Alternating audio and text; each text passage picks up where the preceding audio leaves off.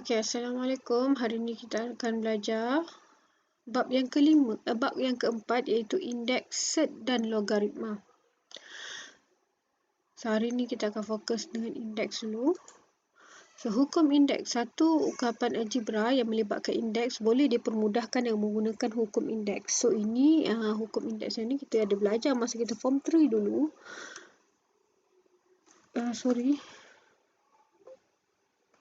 So, kalau kita ada darab pada indeks, dia akan jadi tambah pada kuasa. Kuasa sahaja. So, tapi kebanyakan budak akan silap bila dia nampak M tambah AN, dia buat AM tambah N. Salah, tak boleh. Hanya darab boleh jadi tambah pada kuasa. Kuasa. Okey? Hukum yang lain, AM bahagi AN, dia akan jadi AM tolak N. So, bahagi akan jadi tolak pada kuasa. So, kita tengok contoh.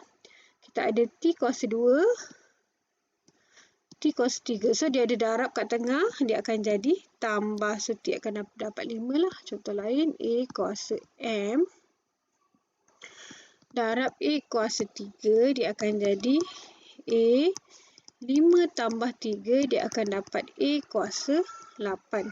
Sama juga kalau bahagi A kuasa 5, bahagi dengan A kuasa 3, dia akan jadi A. 5 bahagi akan jadi tolak 3. Sama dengan A kuasa 2. So, ini adalah hukum indeks yang kamu belajar semasa tingkatan 3. Okey, kita teruskan contoh lain. Permudahkan ungkapan algebra yang berikut. So, soalan A. Cikgu salin dulu soalan dia. A 2N darab 4M bahagi dengan 4N. So, darab akan jadi tambah pada kuasa. So, 4 tinggal 1.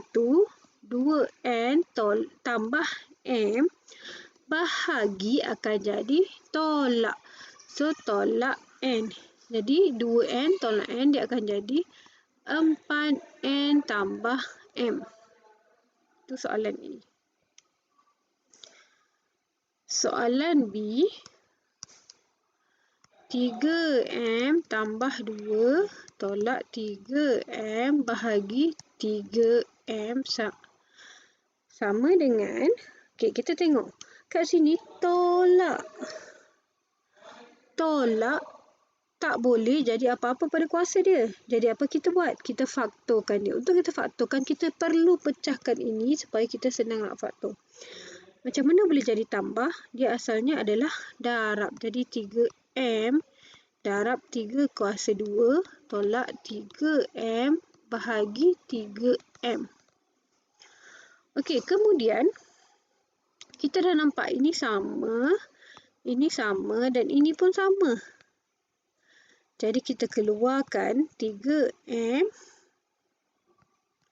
Ini dah keluar. Kalau kita faktor, ini dah keluar. Jadi tinggal 3 kuasa 2. 3 kuasa 2 adalah bersamaan dengan 9. Tolak 3 kuasa M ni pun dah keluar. So, kalau dia keluar, takkan tinggal hantu kan? So, dia masih ada lagi 1 kat situ lah. Bahagi dengan 3 kuasa M.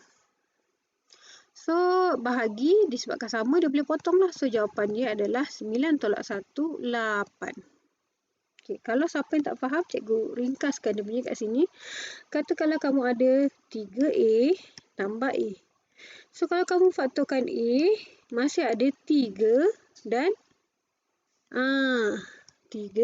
1.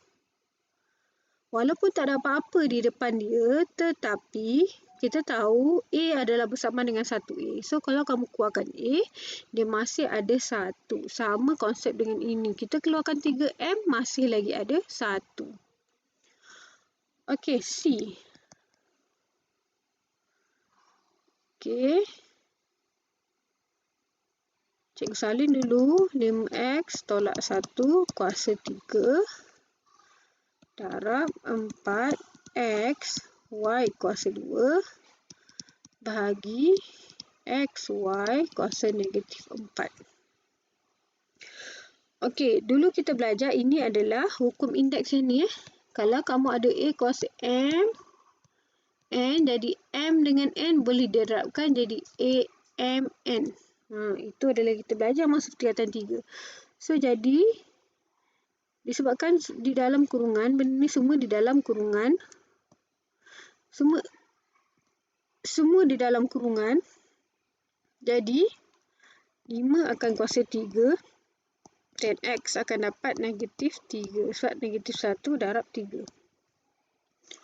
Ini 1 darab 3 dapat 5 kuasa 3. Lepas tu darab 4XY kuasa 2 bahagi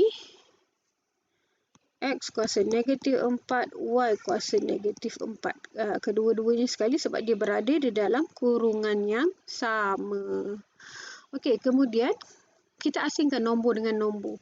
So, 5 kuasa 3 darab 4. Okey. Dan kita nampak ini X kan? Dan ini pun X dan ini pun X. Kita selesaikan X dulu. So, X darab akan jadi tambah. Darab akan jadi tambah. So, negatif 3 tambah 1. Bahagi akan jadi tolak. So, tolak dalam kurungan negatif 4. Kita selesaikan Y pula. Y kat sini tak ada Y. Kat belah sini tak ada Y. So, kat sini ada Y kuasa 2. Tolak bahagi akan jadi tolak. So, tolak dalam kurungan negatif 4. Jadi 125 darab 4 kita akan dapat 500. Negatif 3 tambah 1 negatif 2. Negatif 3 tambah 1 negatif 2 tambah 4. X kuasa 2. Y2 tambah 4 dapat Y kuasa 6. Okey, D. Kita buat lagi D. Salin dulu 4A kuasa 3, B kuasa 2 darab 4AB 3 kuasa negatif 4. Okey, kita kembangkan dulu. 4A kuasa 3, B kuasa 2 darab 4 negatif 4. A kuasa negatif 4. B kuasa negatif 12 ni Okey. Ini 1 darab negatif 4, negatif 4 lah. Okey, kemudian kita asing macam tadi. Nombor dengan nombor. So, 4 darab 4 negatif 4. A kuasa 3.